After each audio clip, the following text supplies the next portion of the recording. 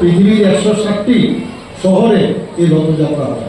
ইসকনও এখানে করে, বিদেশেও ইসকনরা করে, London, new York, Toronto, Laos, ঢাকাতে হয়, সিঙ্গাপুর, মস্কো, সিডনি, এরকম করে সারা পৃথিবীর মধ্যে প্রায় 170টি জায়গার মধ্যে এই ধরনের আমাদের যে রথযাত্রা সেটা হয়।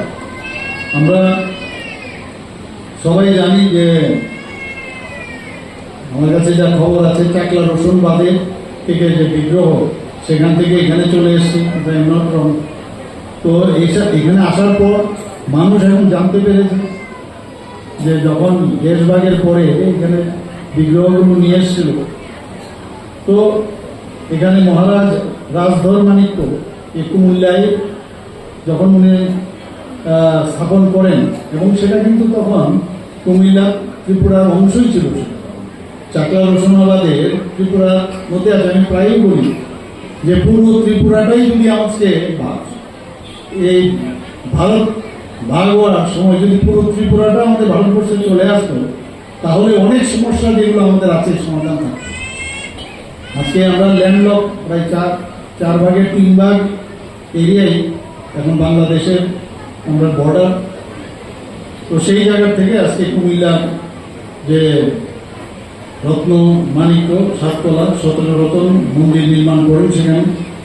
তারপর এই বিজয়মেলা ছেড়ে যখন মানুষ পশ্চিমবাংলায় ত্রিপুরায় যায়, তখন এই জগন্নাথ বিগ্রহ বিনষ্ট হবে বলে সোনামুড়ার গ্রামতলী নিবাসী কৃষ্ণ ভক্ত প্রহ্লাদ দাস, আমি জানি না আপনারা সবাই যারা পড়াশোনা নিয়ে থাকেন হয়তো বা জানেন, পুরনো লোক, এখনকার যারা ছোট ছোট ছেলে মেয়েরা আছে নাও জানতে পারেন, ইতিহাসকে সকল মনে রাখতে হবে।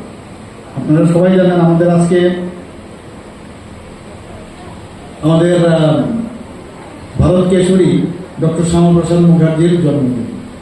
উনি দেশের জন্য কি কি করে গেছেন সেটা যদি আমরা মনে না রাখি তাহলে কি করে হবে?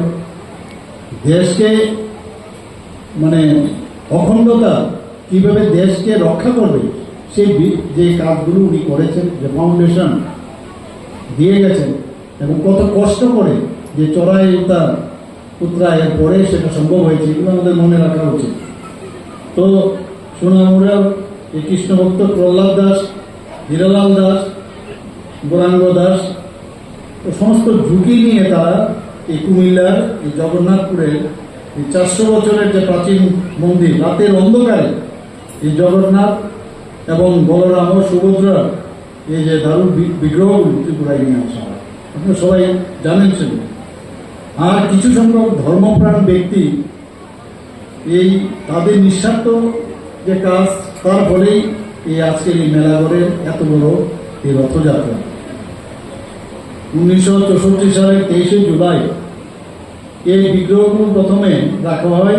আমরা সবাই দেবু চৌধুরীর নামে এখানে জানে না এমন লোক নেই, মন্ত্রীও ছিলেন, উনার বাড়িতে প্রথমে রাখা হয় সোনামুড়া, এবং উনি গত হয়েছেন, স্বর্গীয় হয়েছেন, এবং সমস্ত এখানকার যারা ভক্তবৃন্দরা আছেন তারা সবাই ডিসিশন নিল যে মেলাঘর হাসপাতাল রোড নিবাসী কানু সাহা মহাশয়ের বাড়িতে এটাকে রাখবে। কানু সাহা মহাশয়ের বাড়িতে এটা রাখা হয়েছিল। সঙ্গে পূজারী হরিচরণ পাণ্ডাও এসেছিলেন। তো হরিচরণ পাণ্ডা সেই সবসময় উনি সেই পুজো পালন করে গেছেন, এবং ওনাদের সবার মিলিত যে চিন্তা ভাবনা, তার ফলেই কিন্তু এই মেলাঘর অঞ্চলে এই চণ্ডীগড় গাঁওসভা, এটাই চণ্ডীগড় গাঁওসভায় 2.29 একর এই টিলাভূমি, সেই টিলাভূমিতে এটাকে মানে মন্দির তৈরি করার ডিসিশন হয়।